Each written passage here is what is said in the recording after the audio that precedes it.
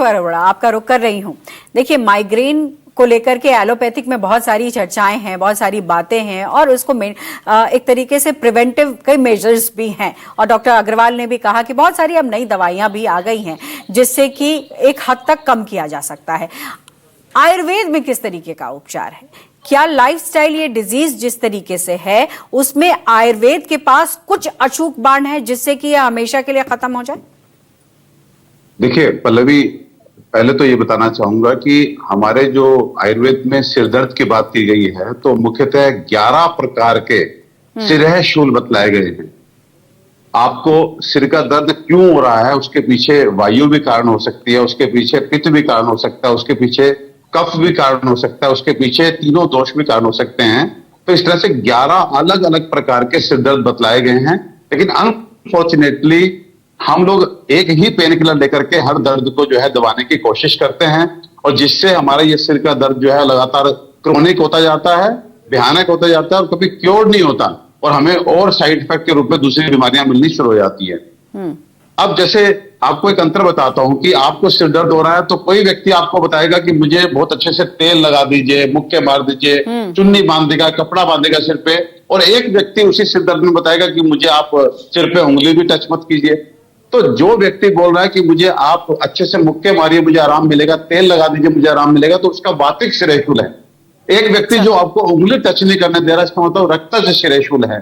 तो इस तरह से सबसे पहले बहुत जरूरी है आज शो के माध्यम से लोगों तक पहुंचाना कि सिर दर्द में दर्द की गोली खा करके प्लीज अपने से कोशिश ना करें।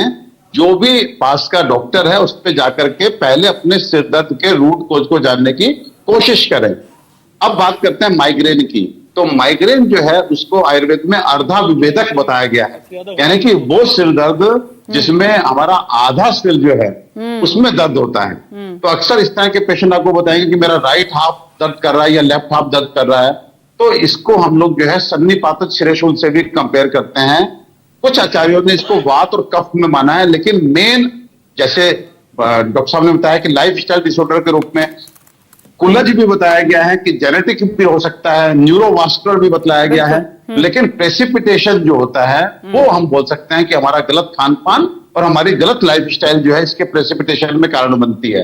अब आप बात करें कि लाइफस्टाइल में क्या है, लाइफस्टाइल में दो जो आज के समय पे हम बहुत अधिक मानसिक तनाव में रहते हैं, उससे हम देखते हैं कि माइग्रेन के अटैक्स पड़ते हैं। नंबर 2, हम जो नींद अपनी पूरी नहीं कर रहे या हमने एकदम प्रकृति के विरुद्ध कर लिया कि दिन में हम लोग सो रहे हैं, रात में हम जाग रहे हैं, ये सब चीजें वात दोष को बढ़ाती हैं। और हमारे यहाँ कहा गया है कि वातादृते नास्ति रुजा, यानी कि वायु के बिना पीड़ा नहीं हो सकती। तो सबसे पहले यदि आप अपनी पीड़ा को ठीक करना चाहते हैं तो अपने वात दोष को नियंत्रण में कीजिए।